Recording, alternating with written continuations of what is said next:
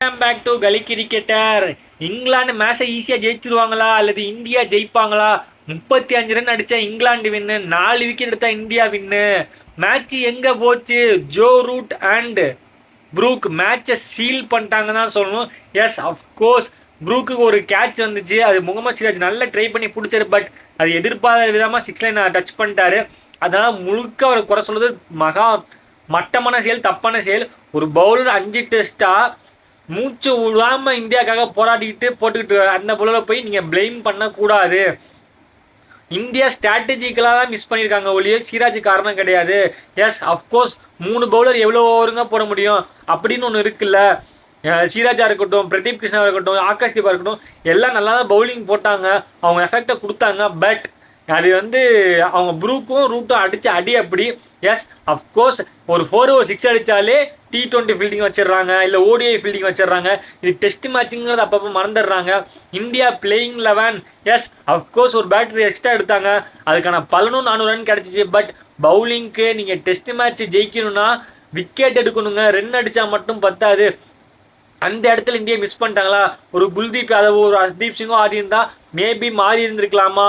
கருண் நாயருக்கும் சாய் சூரியத்துக்கும் யாருக்கும் ஒருத்தருக்கு extra chance கொடுத்துட்டாங்களா இந்தியான்னு சொல்லி ஏகப்பட்ட கேள்விகள் சுமன் கில் மேலே இந்த ப்ரெஷர்லாம் உட்காந்துருக்கு. கௌதம் கம்பீர் 12 டெஸ்ட்லேயே நம்ம நியூசிலாந்தோட 3, ஆஸ்திரேலியாவோட 5, 8, இங்கே 5, 12 டெஸ்ட்டில் வெறும் 3 டெஸ்ட் ஜெயிச்சா, அதாவது இந்த மாதிரி ஜெயிச்சா கூட வெறும் 3 டெஸ்ட் தான் ஜெயிச்சுப்பாரு. சப்போஸ் தோத்தாங்கன்னா 12க்கு 2 டெஸ்ட் மாதிரி தான் ஜெயிச்சுப்பாரு. அவரோட கோச்சிங் கேள்விக்குறியாக இருக்குதா? பதவி கண்டினியூ பண்ணுமா? எஸ், ODIல நல்லா பண்ணாரு, T20 நல்லா பண்ணிக்கிட்டு தான் இருக்காரு. டெஸ்ட் மேட்ச்சில் அப்படி இருக்கா?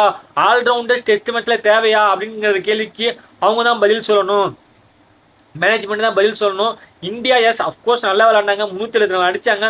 பட் பவுலரிங் ரொட்டேஷனுக்கு ஆள் இல்லைன்னு தான் சொல்லணும். நீங்கள் சொல்லலாம் இங்கிலாந்து அப்படி தானே விளாண்டாங்கன்னா, எஸ் அஃப்கோர்ஸ் அவங்க கிறிஸ் ஓக்ஸ் இருந்தாரு, அவங்க இன்ஜுரி ஆயிடுச்சு.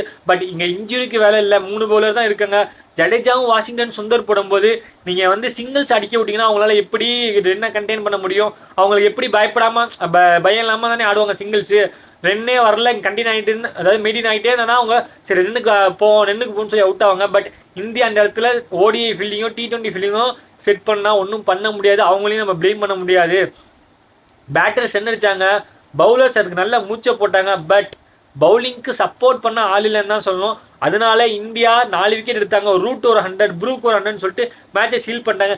இங்கிலாந்து ஈஸியாக மேட்ச் ஜெயிச்சிருந்துருக்கலாம். எஸ், அஃப்கோர்ஸ் ஜேக்கப் பெத்தலும் ரூட்டு ப்ரூக் அவுட் ஆனலாம் கொஞ்சம் எதிர்பாராம தான் சொல்லணும். அவங்க நினச்சிருந்தாங்கன்னா பெத்தெல்லாம் இறங்கி அடிச்சு அவுட் ஆனாரு, நின்று ஈஸியாக மேட்சை முடிச்சுக்கலாம். அந்த தப்பு பண்ணிட்டாங்களா இங்கிலாந்து? எஸ், இங்கிலாந்துக்கு பயம் இருக்க தான் செய்யும். பொறுத்து பார்ப்போம் இந்தியா ஜெயிக்காங்க இங்கிலாந்து ஜெயிச்சாங்கன்னு. யார் ஜெயிச்சாலும் அதாவது ஒரு கம்ஃபர்டபுளான வெற்றியான்னு கேட்டால் கிடையாது. எஸ், அஃப்கோர்ஸ் இங்கிலாந்து நேற்று ஜெயிச்சிருக்கணும். பெத்தல் ஒரு முட்டாள்தனமான வேலை செஞ்சார். இந்தியா பிளேயிங் லெவல்லே முட்டாள்தனமாக செஞ்சுட்டாங்க. பொறுத்து பார்ப்போம். இன்னமும் இந்தியாவுக்கு சான்ஸ் இருக்குன்னு நான் சொல்கிறேன். நீங்கள் என்ன சொல்லிங்க கவனம் பண்ணுங்கள். இந்த வீடியோ பிடிச்சா லைக் பண்ணுங்கள். கிரிக்கெட் பார்க்கலாம் ஷேர் பண்ணுங்கள். மறக்காம சேனலை சப்ஸ்கிரைப் பண்ணுங்கள். Thank you guys.